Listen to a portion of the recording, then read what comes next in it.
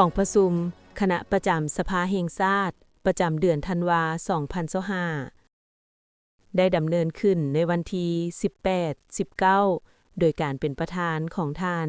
ปอ.ไส้สมพร พรหมวิหาร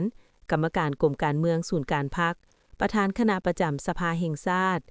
มีบรรดาท่านรองประธานคณะประจำและกรรมการในคณะประจำสภาแห่งชาติ บรรดาท่านรัฐมนตรีและรองรัฐมนตรีกระทรวงองค์การและภาคส่วนที่เกี่ยวข้องเข้าร่วมอย่างพร้อมเพรียงกองประชุมได้พิจารณาปัญหาสำคัญพื้นฐานของประเทศชาติตามขอบเขตสิทธิและหน้าที่ของคณะประจำสภาแห่งชาติที่ได้กำหนดไว้ในรัฐธรรมนูญและกฎหมายดังนี้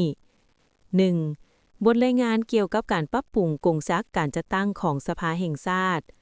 2. บทรายงานเกี่ยวกับการกระเกี่ยมเวียกงานเลือกตั้ง 3. บทรายงานหนังสือเสนอของรัฐบาลจำนวน 9 หัวข้อเนื้อในคือ 1. พิจารณาโครงการเขื่อนไฟฟ้าน้ำเทินหินบูนของบริษัทไฟฟ้าลาว 2. พิจารณาหนังสือเสนอของรัฐบาลเกี่ยวกับการขอหันเปลี่ยนที่ดินป่าไม้เพื่อนำใช้เข้าในการจัดตั้งปฏิบัติโครงการลงทุนต่างๆ คือ 1. การขอหันเปลี่ยนที่ดินป่าไม้ที่นอนในเขตอุทยานแห่งชาตินากายน้ำเทินเพื่อนำใช้เข้าในโครงการขุดค้นและปรุงแต่งแห่คำอยู่เมืองคำเกิดแขวงบริคัมไซ 2. การขอหันเปลี่ยนที่ดินป่าไม้ที่นอนในแผนป่าป้องกันแห่งชาติยอดน้ำเงียบเพื่อนำใช้เข้าในโครงการขุดค้นและปรุงแต่งแห่หายากอยู่เมืองคูนแขวงเสียงขวาง 3. การขอหันเปลี่ยนที่ดินป่าไม้ที่นอนในป่าผลิตแห่งชาติล่องขาวล่องคานเพื่อนำใช้เข้าในการขุดค้นปรุงแต่งแห่คำและแห่ติดพันอยู่เมืองผู้กูดแขวงเสียงขวาง 4. การขอหันเปลี่ยนที่ดินป่าไม้ที่นอนในป่าผลิตแห่งชาติยอดเยืองผาแดงและป่าป้องกันแห่งชาติศพแปนห้วยโก้เพื่อนำใช้เข้าในการขุดค้นและปรุงแต่งแห่หายากอยู่เมืองกวนแขวงหัวพัน 5. การขอหันเปลี่ยนประเภทที่ดินป่าไม้